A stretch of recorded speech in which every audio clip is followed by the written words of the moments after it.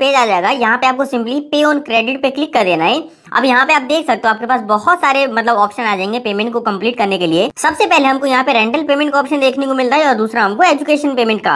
अब देखो यहाँ पे मैं आपको एक चीज क्लियर कर देता हूँ, बहुत सारे लोग यहाँ पे आके और रेंटल पेमेंट पे क्लिक कर देते हैं, लेकिन मैं आपको एक चीज बता देता हूँ, अगर आप रेंटल पेमेंट करते हो तो आपको क्रेडिट कार्ड की अलग से 2 से 3% के चार्जेस देने पड़ते हैं। मैं आपको यहाँ पे गूगल पे भी एक बार जाके दिखा देता हूँ, credit card rent payment charges. यहाँ पे आप देख सकते हो साफ साफ लिखा पड़ा है कि भाई अगर आप रेंट पेमेंट करते हो तो आपको 2 से 3% के अलग से चार्जेस देने पड़ते हैं। एग्जाम्पल के लिए अगर आपने 20,000 रुपए भी ट्रांसफर किए तो आपको अलग से 400-600 रुपए देने पड़ेंगे। इसीलिए दोस्तों आपको यहाँ पे रेंट पेमेंट का ऑप्शन सिलेक्ट नहीं करना, हमको यहाँ पे एजुकेशन फीस में आ जाना है। एजुकेशन फीस के ऊपर 20% का डिस्काउंट दिया जाता है, प्लस में आपको ट्यूशन फीस पे मतलब कोई डिस्काउंट नहीं है, लेकिन दोस्तों मेनली आपको एजुकेशन फीस से ही अपना पैसा ट्रांसफर करना है। अब देखो आपको एजुकेशन फी के भी मैं चार्ज दिखा देता हूँ। यहाँ पर आप देख सकते हो लगभग सभी ऐसे कार्ड है। देखो भाई कुछ कार्ड हो सकते हैं जो कि एजुकेशन फी पे चार्ज ना ले, लेकिन लगभग सभी कार्ड है जो कि 1% लेते हैं एजुकेशन फीस के चार्जेस पे। मान के चलते अगर आप अपने कार्ड के थ्रू 10,000 रुपए भी ट्रांसफर करते हो तो भाई देखो अगर हाउसिंग एप्लीकेशन आपसे कोई चार्ज नहीं ले रही, एक बार के लिए मान भी लेते हैं, लेकिन आपको 1% क्रेडिट कार्ड की तरफ से लगाया जाएगा।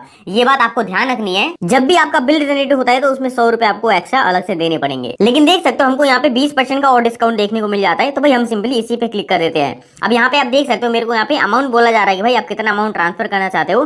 देखो भाई आप यहाँ पे मिनिमम तो 1,000 रुपए और मैक्सिमम आप यहाँ से 5 लाख रुपए भी इंस्टेंट ट्रांसफर कर सकते हो। लेकिन पता है मेरे पास ऐसे बहुत सारे कमेंट आते हैं कि भाई हमारी जो ट्रांजेक्शन है वो फेल हो चुकी है, तो भाई मैं एक बार उसका भी रीजन आपको बता देता हूँ। देखो मान के चलते हैं अगर आप अपने कार्ड के थ्रू 100 रुपए 200 रुपए ऐसी ट्रांजेक्शन करते थे और आप अचानक से अगर यहाँ से 40 से 50,000 रुपए की ट्रांसफर करने लग जाओगे, तो भाई देखो क्रेडिट कार्ड की कंपनी को ये लगता है ना कि ये आप ट्रांजेक्शन कर रहे हो ये आपकी सस्पिशियस ट्रांजेक्शन है और क्रेडिट कार्ड की तरफ से जो आपकी ट्रांजेक्शन है उसको फेल कर दिया जाता है। लेकिन दोस्तों अगर आप 10,000 20,000 ऐसी पेमेंट करते रहते हो नॉर्मली अपने कार्ड के थ्रू, तो अगर आप यहाँ पे इतनी ट्रांजेक्शन हैवी करते हो तो क्रेडिट कार्ड की जो कंपनी वो एक्सेप्ट कर देती है। देखो भाई जितना भी फेल होता है ना वो सिर्फ सिक्योरिटी रीजन की वजह से फेल होता है, तो इसीलिए अगर आप पहले लो अमाउंट के ट्रांजेक्शन करते थे तो भाई अभी थोड़ा सा उसको इंक्रीज कर देना, लेकिन उसको ज्यादा इंक्रीज मत करना। आप पता चले भाई 10-10 गुना की ट्रांजेक्शन करने लग जाओ। सो गाइस आई होप आप समझ गए होंगे कि आपको कितने की ट्रांजेक्शन करनी है, आपको अपने हिसाब से देख लेना। मैं यहाँ पे 60,000 ट्रांजेक्शन लेता हूँ और इसको कंटिन्यू कर देता हूँ। अब मेरे को यहाँ पे ना यूपीआई आईडी और बैंक डिटेल डालने को बोला जा रहा है, और मैं आपको स्टार्टिंग में एक चीज बता चुका हूँ कि भाई जिसके नाम से क्रेडिट कार्ड है ना उसके नाम का बैंक अकाउंट नहीं होना चाहिए। एग्जाम्पल के यहाँ पे आप देख सकते हो अगर मैं यहाँ पे सौरभ के नाम से बैंक अकाउंट डाल रहा हूँ तो भाई मेरे को जो क्रेडिट कार्ड है वो किसी और का यूज करना पड़ेगा, या फिर वाइस वर्सा आप यहाँ पे कर सकते हो। यहाँ पे मैं यूपीआई आईडी डाल के सिंपली इसको वेरीफाई करवा देता हूँ। यहाँ पर आप देख सकते हो मैं अपनी यूपीआई आईडी ऑलरेडी डाल चुका हूँ और मेरे को यहाँ पे वेरीफाई करने के लिए बोला जा रहा है, तो भाई मैं यहाँ पे कंटिन्यू पे क्लिक कर देता हूँ। अब दोस्तों यहाँ पर आपको लॉगिन करने के लिए बोला जा रहा है, तो भाई जिस भी नंबर के थ्रू आप यहाँ पे लॉगिन करना चाहते हो सिंपली आपको नंबर यहाँ पे एंटर कर देना है। उसके बाद आपको यहाँ पे गेट ओटीपी वाले ऑप्शन पे क्लिक कर देना है और सिंपली आपको अपना ओटीपी वगैरह वेरीफाई करवा लेना है। अब यहाँ पर आप देख सकते हो थोड़ा सा प्रोसेसिंग होने के बाद आप इसके नेक्स्ट पेज पे पहुंच जाओगे। नेक्स्ट पेज पे एग्जाम्पल के लिए जैसे कि हमारा नाम यहाँ पे आ रहा है, उसके बाद देखो सबसे इंपॉर्टेंट चीज मैं आपको बता रहा हूँ, यहाँ पे आपको एक इनवाइट कोड का ऑप्शन दिया जा रहा है। अब यार देखो आप ना एक चीज थोड़ा ध्यान से समझना, इंडिया के अंदर चाहे कोई सी भी एप्लीकेशन हो, सबसे पहले आप या तो रेंट पेमेंट करोगे या फिर आप ट्यूशन पेमेंट करोगे। एग्जाम्पल के लिए अगर आप ट्यूशन पेमेंट करते हो तो वहां पे आपका 1% का चार्ज तो फिक्स है, ये आपको देना ही देना है, इसको आप कहीं से भी खत्म नहीं कर सकते। लेकिन आपको यहाँ पे एक और चार्ज देना पड़ता है जो कि आपको एप्लीकेशन लेती है, जैसे कि फोन पे हो गया या फिर पेटीएम हो गया, गूगल पे हो गया, इसी तरह आपकी हाउसिंग एप्लीकेशन हो गई।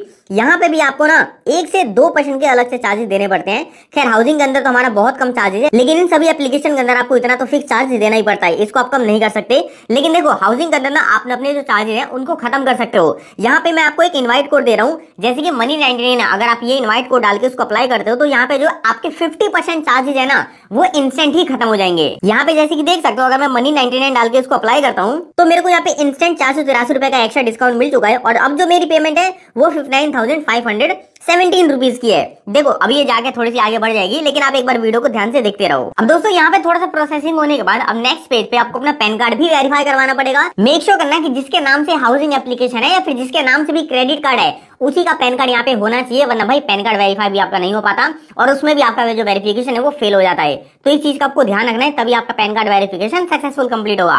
पैन कार्ड वेरीफाई करने के बाद यहाँ पे आप देख सकते हो हमको एडिशनल यहाँ पे 50 रुपए का और डिस्काउंट मिल चुका है। अब दोस्तों नेक्स्ट पेज पे आपको अपने क्रेडिट कार्ड बार की डिटेल भी डालनी पड़ेगी। यहाँ पे आप देख सकते हो मैं कितना अमाउंट पे कर रहा हूँ और किसके अकाउंट में पे कर रहा हूँ, ये मेरे को चीजें दिखाई जा रही है। अब मेरे को यहाँ पे सिंपली अपना card number, expiry date, card holder name और सीवीवी, ये सारी चीज मेरे को यहाँ पे डालनी पड़ेंगी। और अगर मैं इसको टिक कर देता हूँ तो मेरे को अपने वॉलेट के अंदर 50 रुपए और भी एक्स्ट्रा देखने को मिल जाएंगे। तो दोस्तों यहाँ पर आप देख सकते हो सारी डिटेल डालने के बाद अब मेरे पास जो अपडेटेड पे आउट है वो 60,483 रुपए आ चुका है। एक बार मैं इसको आपको ब्रेकअप करके भी दिखा देता हूँ। यहाँ पर आप देख सकते हो जो हमारी एजुकेशन फी है वो 60,000 रुपए है। कन्वीनियंट फी हमको यहाँ पे 966 रुपए देना पड़ रहा है। देखो बहुत सारी एप्लीकेशन होती है जो कि कन्वीनियंट फी आपसे 2 से 3% एक्स्ट्रा चार्ज कर लेती है, और देखो भैया आपको देना ही पड़ेगा, चाहिए आप दो चाहे आपके भी यहाँ पे एप्लीकेशन पे करे।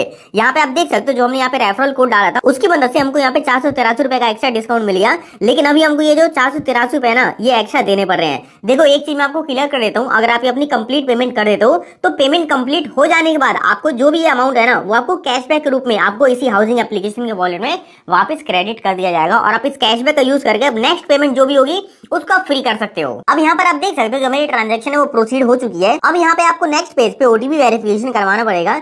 जिस भी कार्ड के थ्रू आपको मोबाइल नंबर लेंगे उस पे ओटीपी आएगा, ओटीपी आपको यहाँ पे डाल के सिंपल उसको वेरीफाई कर देना है। अब दोस्तों यहाँ पर आप फाइनली देख सकते हो जो हमारी ट्रांजेक्शन है वो सक्सेसफुल कंप्लीट हो चुकी है और हमको यहाँ पे 483 रुपए का एक्स्ट्रा कैशबैक भी मिल चुका है। देखो एक चीज आपको ये ध्यान रखना है कि अपनी जो पहली ट्रांजैक्शन है उसको हो सके तो मैक्सिमम करने की कोशिश करना। और यहाँ पे आप देख सकते हो हमारे क्रेडिट कार्ड से भी 483 रुपए एक्स्ट्रा काटे गए हैं, लेकिन भाई हमको ये कैशबैक रूप में वापस भी मिल चुके हैं। यानी कि आप कह सकते हो कि भाई जो हमारी पेमेंट हुई है 0 चार्जेस के अंदर हमारी ट्रांसफर हो चुकी है। और एक चीज मैं आपको यहाँ पे क्लियर कर देता हूँ, पैसे बैंक अकाउंट में आने में कितना टाइम लगता है, बहुत सारे लोगों की कंफ्यूजन होगी। तो भाई देखो अगर आप यहाँ पे वीकेंड में पैसा ट्रांसफर करते हो तो यहाँ पे आपको 24 से और 48 घंटे का वेट करना पड़ सकता है। यानी कि अगर आप शनिवार संडे को पैसा ट्रांसफर करते हो तो यहाँ पे आपको इतना टाइम लग सकता है, लेकिन अगर आप वर्किंग डे में पैसा ट्रांसफर करते हो तो यहाँ पे आपको 12 से और 24 घंटे के अंदर अंदर पैसा ट्रांसफर हो जाता है।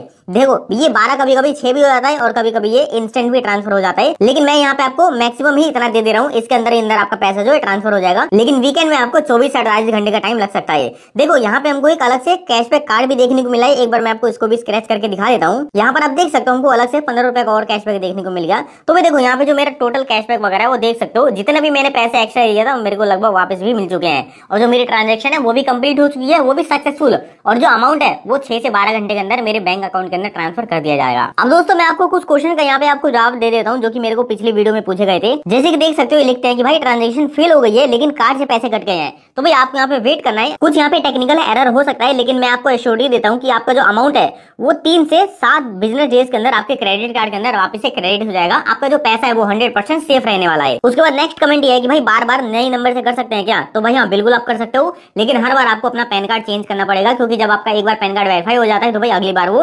वेरिफिकेशन का फेल हो जाता है, लेकिन जो आपका कूपन कोड है वो हर बार काम करेगा। उसके बाद मेरे पे बहुत सारे ऐसे कमेंट आते हैं भाई क्रेडिट कार्ड से पैसा भी कट गया और मेरा जो ट्रांजेक्शन है वो सक्सेसफुल भी हो गया, लेकिन पैसा बैंक अकाउंट में नहीं आया। तो मैं आपको ऑलरेडी बता चुका हूँ कि आपको वर्किंग डेज के अंदर 6 से 12 घंटे का वेट करना है, और शनिवार संडे के दिन आपको यहाँ पे 24 से 48 घंटे का टाइम लग सकता है। और भाई देखो इनका जो पैसा है वो आ भी जाता है, लेकिन अपने कमेंट को पूरा नहीं कर पाते, इसलिए आपको ऐसे कमेंट देखने को मिल रहे हैं। लेकिन आप टेंशन मत लो, जो आपका पैसा है वो 100% सेफ है और आपके बैंक अकाउंट के अंदर भी आ जाएगा। उसके बाद यहाँ पे सबसे इंपॉर्टेंट कमेंट किया एक भाई ने, अगर क्रेडिट कार्ड वाले का ही अकाउंट नंबर डाल दे तो क्या पेमेंट आएगी या फिर नहीं। तो भाई मैं आपको दोबारा से बता रहा हूँ, अगर सेम पर्सन के नाम पे क्रेडिट कार्ड और सेम पर्सन के नाम पे बैंक अकाउंट हुआ तो भाई आपकी ट्रांजेक्शन 100% फेल हो जाएगी और आप फिर बोलोगे भाई मेरी ट्रांजेक्शन फेल हो गई है। मेक श्योर करना है कि यहाँ पे बैंक अकाउंट और क्रेडिट कार्ड अलग अलग पर्सन को, तभी आपका जो ट्रांजेक्शन है वो सक्सेसफुल कंप्लीट होगा। बाकी दोस्तों ज्यादा कुछ नहीं है, ऐसी